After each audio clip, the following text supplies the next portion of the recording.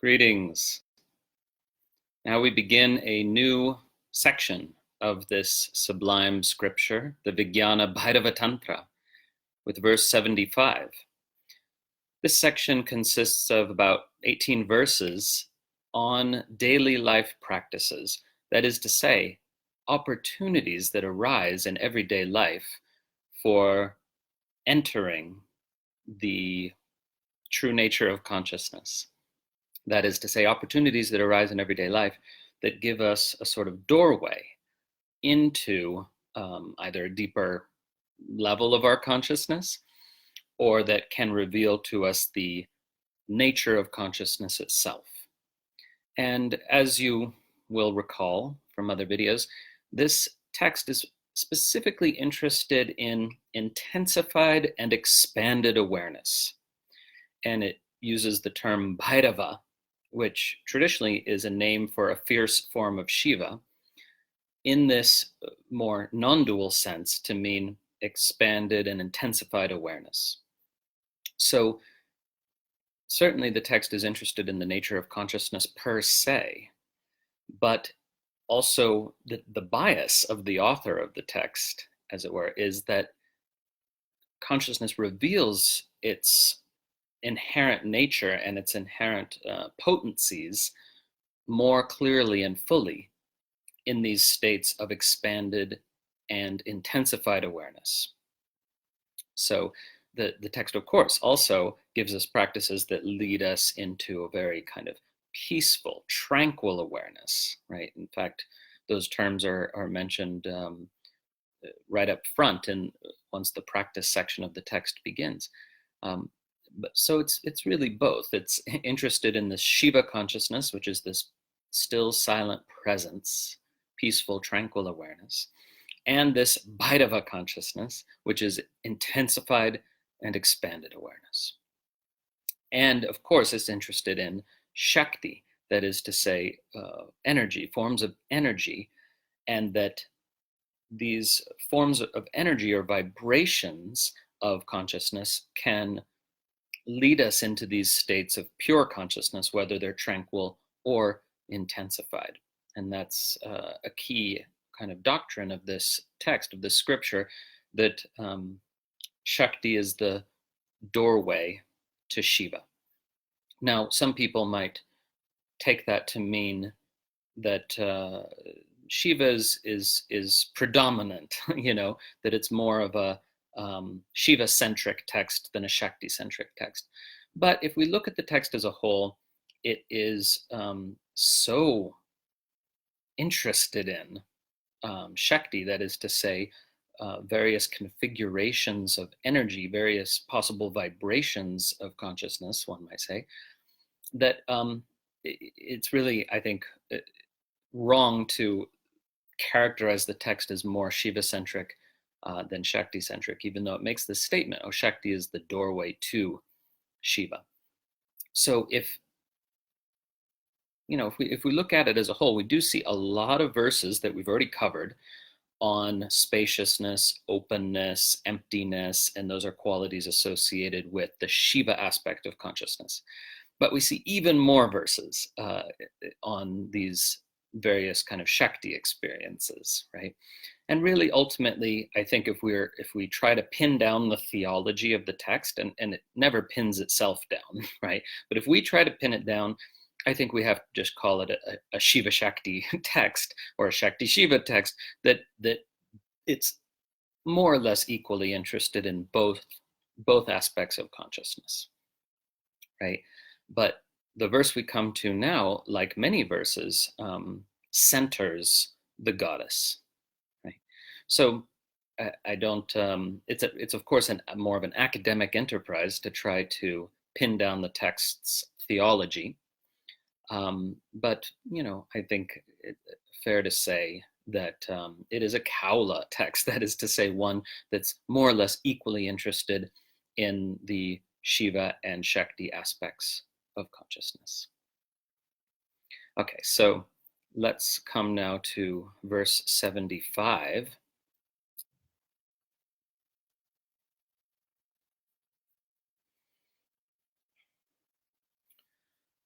anāgatāyāṃ nidrāyāṃ praṇaṣṭe bāhya-gocare sāvasthā manasā gamyā Parā Devī prakāśate. When the external sensory field has disappeared, but sleep has not yet come, that liminal mental state is attainable in which the Supreme Goddess manifests. Okay, so it's really very simple. When sleep has not yet come, and the word used for sleep here is nidra, as in yoga nidra, a practice which is done in a state proximate to sleep, which has become quite popular these days. Yoga nidra, also known under the brand name iRest, and taught by many, many people under both names. But here, nidra just means sleep. And yet, the verse is certainly talking about entering into precisely the liminal state that one enters into in successful yoga nidra practice as it's practiced today. So the yoga nidra practice we have now didn't yet exist at the time of this text. But I want to emphasize that the text is certainly talking about this liminal state, which is neither waking nor dreaming, nor deep sleep, but on the border. Right? That's what liminal means. Liminal can be a border state spatially or temporally, right?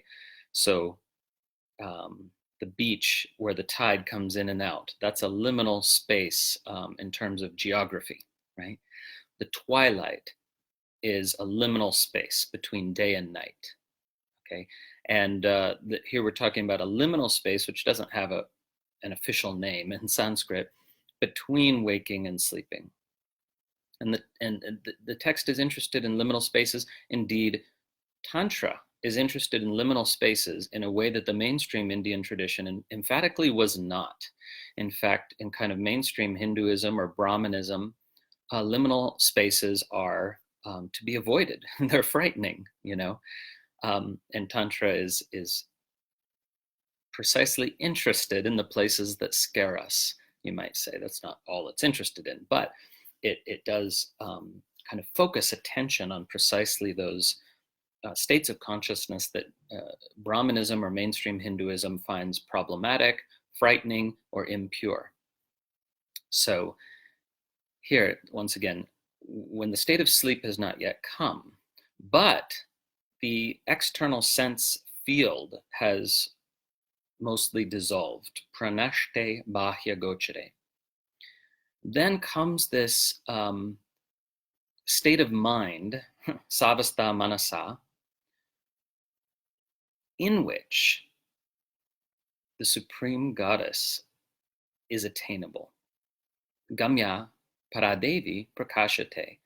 Well, that does seem an extraordinary claim. But let's remember, for this text, for the Vijñāna-bhairava-tantra, any of these practices, actually, any of the practices done to their fullest extent will lead us into the state of reposing in our true nature, whether in this more kind of Shakti or vibrational aspect, or this Shiva or still silent presence aspect. And of course, ultimately, we are invited in this tradition to realize that those two are aspects of each other, right? That they're not actually ultimately separable, but they can seem so experientially for many people.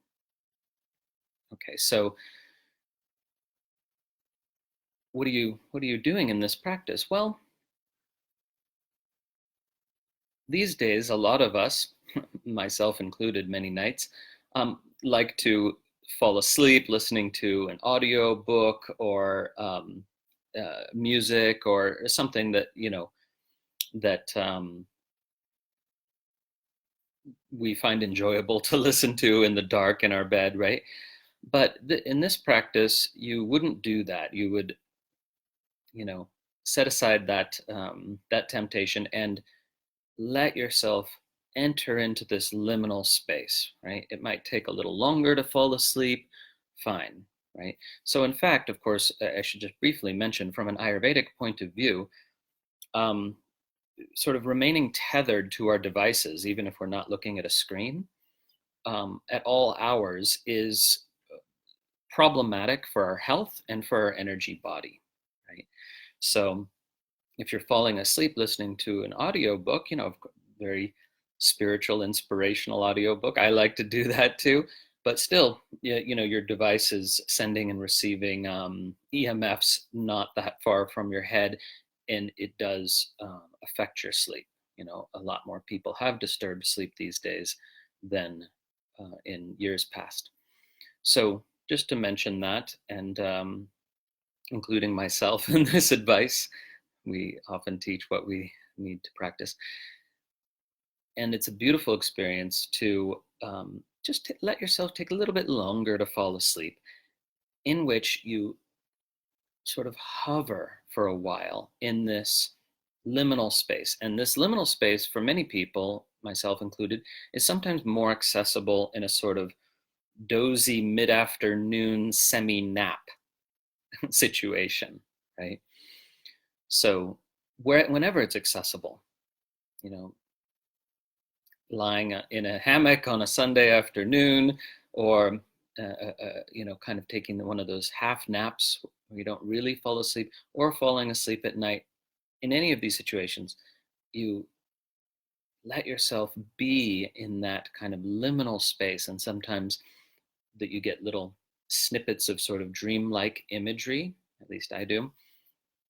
And the verse is simply inviting us to sort of venerate this state, not see it as trivial, but rather as a kind of sacred opportunity, right? So the normal sort of conditioned egoic mind is to some extent suspended in this condition. Now, the way the verse phrases it is very much in terms of falling asleep, but I think it'd be perfectly correct to apply this verse also to waking up, if you're one of those people that wakes up slowly, So if there's in either case, there's going to be this opportunity for this to be in this liminal space. And the liminal space can be a bit of a weird experience.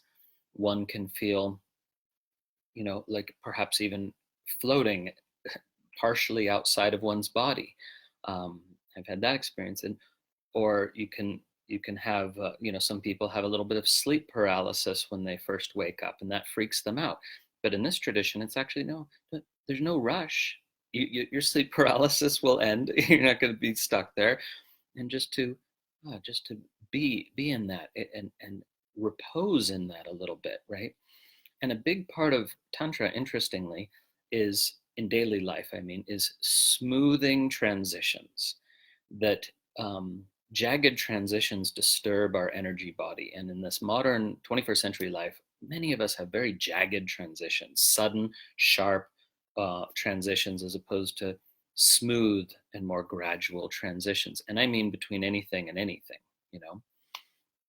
And whether it's, it's like we are these days sort of constantly transitioning from work mode to socializing mode to all these different modes, and that's fine, but smoothing our transitions has a huge impact on whether you experience a sense of ease and flow in your life, and it helps if you schedule things such that you don't have to rush. You can have these smoother transitions, right? So anyway, this is just a specific example of this principle of smoothing the transition and enjoying the liminal space, right? And you can take this verse and apply it more broadly. Where do you find these liminal spaces in between this and that, and just to explore that a little bit. Okay, so what the verse promises is that something about the nature of consciousness gets revealed in this liminal space. And that makes sense, because in our normal fully awake state, we are constantly sort of putting our attention on this or that, and sometimes it's more focused and one-pointed, sometimes it's more scattered and diffuse, but we're putting our attention on things and interpreting them, right? Naming them, labeling them. What do I do with this? How does this benefit me? Is that a problem for me? We're constantly sort of mentally processing all these sense objects, these objects of the senses. And then, and other times we're just unconscious, whether we're asleep or whether we're sort of numbing ourselves. If you're overstressed, there's this temptation to numb yourself whether with television, alcohol, cannabis, social media scrolling. Those are states of trance from the perspective of this tradition, right? Not that they always are. Obviously, you could watch something and kind of be in a more mindful state. But for many of us, watching TV, social media scrolling, all these are trance states that we get into because they are at least non-stressful and we need a break from stress, right? But there's another way to go, right? Which is this gentle mindfulness, right? Where you're neither anxiously concerned about what do I do with this or that experience, this or that problem, this or that situation or object, but you're also not numbing out or unconscious, So that's this liminal space I'm talking about, and the verse is talking about. So yeah, I'm taking this verse and kind of applying it more broadly. But the practice here is simple enough, right? And for those of you who haven't yet experimented with yoga nidra, I invite you to do that. It's a beautiful practice. It's one you do in shavasana, or lying down. Could be in your bed at night. It could be any time really. But yoga nidra, the key to how yoga nidra works is the instructor, if they're doing it right, the instructor says, please don't fall asleep, don't sleep, and then proceeds to lead this guided meditation in a very soothing tone of voice, right? That it tends to be sleepiness inducing. So that's exactly how the practice works, because through this kind of double message, right, where there's an instruction not to sleep, but also then a tone that induces kind of sleepiness, what happens is that people often land in this liminal space, right? So that's exactly what's supposed to happen, and of course that sometimes you fall asleep a bit in a yoga nidra and then come out again, and that's totally right? So it's not about, if the instructor says, please don't sleep, you don't lie there and go, I must not sleep, I must not sleep. You actually form a gentle intention not to actually fall asleep, but then you also surrender to the guidance of the practice. And when it works, you enter this liminal space. So an invitation to explore that if you like. I have a couple of Yoga Nidra recordings in my downloads library on my website, if you're interested. That's harish.org/downloads. And that's it for this verse. And for those of you watching live, there'll be another one in just a couple minutes. Om.